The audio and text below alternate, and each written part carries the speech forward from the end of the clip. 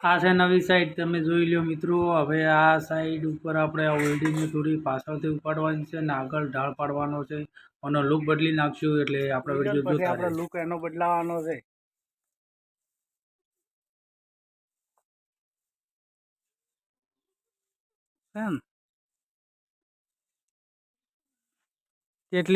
કેટલા ફૂટ હશે એની ખબર છે?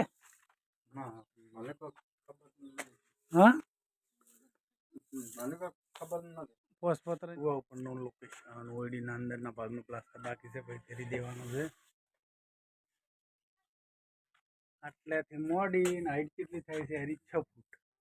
6 ફૂટથી હજી હાઈટ ઉપાડવાની છે લગભગ 6 એટલે 7, 8, 9, 10 ફૂટ જેવી થાય.